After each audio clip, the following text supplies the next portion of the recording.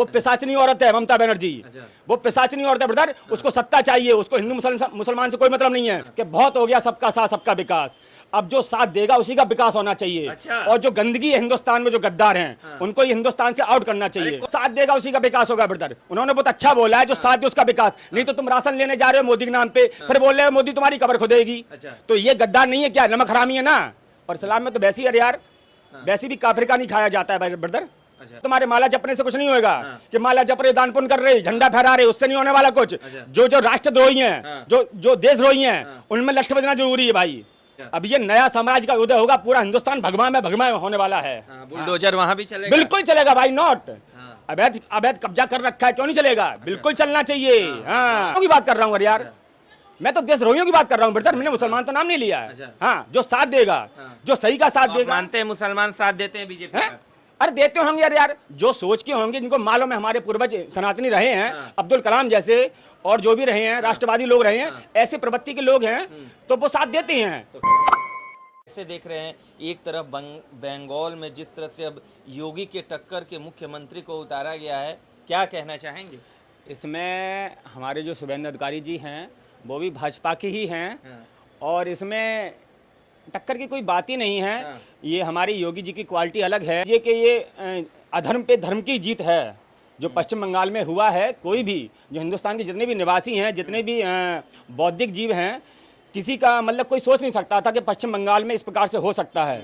लेकिन हमारे हिंदू भाइयों ने एकत्रित होके, इकट्ठे होके, जो उनका मंत्र था हमारे मोदी जी का, योगी जी का, कि एक रहोगे तो सेफ रहोगे और बटोगे तो कटोगे, तो वो उन्होंने अपने ऊपर जीवन में सहन किया है। जो वहाँ पे अत्याचार हुए, जो टीएमसी के गुंडे थे, जो वहाँ पे इतनी धमकियाँ देते थे, उनको वोट नहीं डालने देते थे, तो वो बूथ तक नहीं पहुँच पाते थे। लेकिन उन्होंने मरता क्या ना करता, जो हमारे पश्चिम बंगाल के जो हिंदू भाई हैं या जो भी राष्ट्रवादी भाई हैं, उन्होंने सब ने एकत्रित होकर मन बना के उन्होंने कि मरता क्या ना करता, अगर मर ही जाएंगे, लेकिन अगर मरने से पहले प्रयास कर लिया जाए, तो उन्होंने प्रयास किया।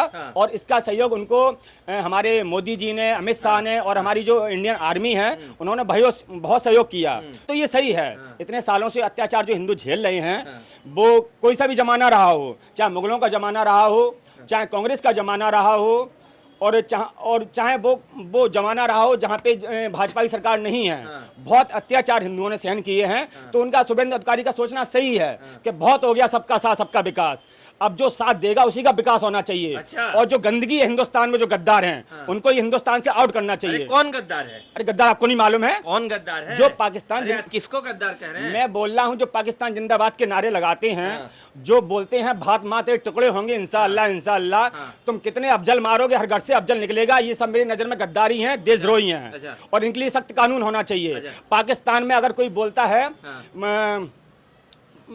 पाकिस्तान में अगर कोई बोल देता भारत माता की जिंदाबाद, तो उसको सूट कर दिया जाए। क्यों नहीं मोदी जी? अरे बात तो सुनिए, पाकिस्तान में अगर किसी से कोई बोलता है हिंदू, कहाँ चले गए पाकिस्तान? अरे पाकिस्तान कहीं अपने हिंदुस्तान का हिस्सा है।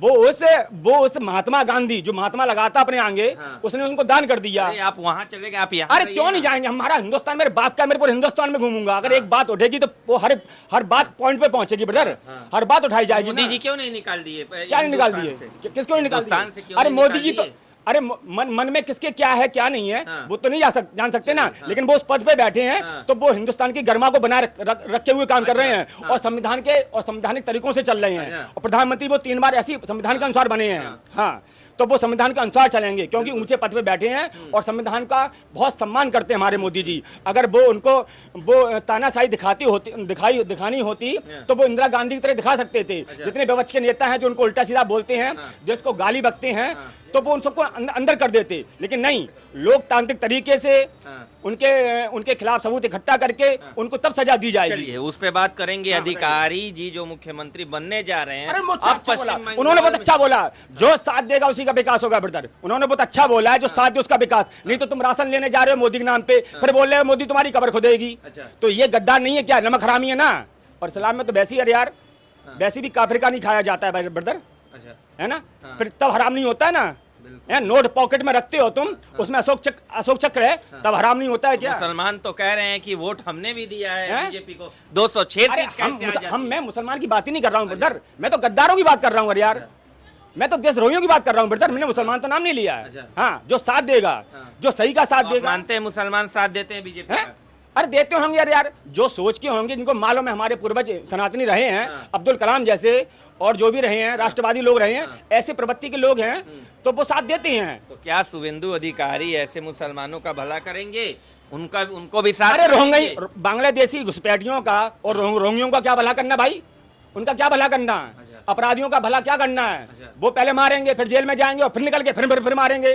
तो इनको तो वही चाहिए जो यहाँ रूल चल रहा है, जो चल रहा है यूपी में, ऐसा ही शासन चाहिए। अच्छा। वहाँ की जनता कितनी खुश है ब्रदर, देखो कितनी खुश है यार, जैसे किसी मतलब राक्षस के एक राज्य से मुक्ति पाई हो, बहुत खुश है। जैसे पूतना का वध हुआ हो, ताड़का का वध हुआ हो, वो पिशाचनी औरत है ममता बनर्जी। वो पिशाचनी औरत है ब्रदर, उसको सत्ता चाहिए, उसको हिंदू मुसलमान से कोई मतलब नहीं है, और खासकर हिंदुओं से तो नफरत है। हमारे वो राष्ट्रीय स्वयंसेवक संघ RSS के कितने हमारे भाइयों को मरवा दिया उसने, हैं?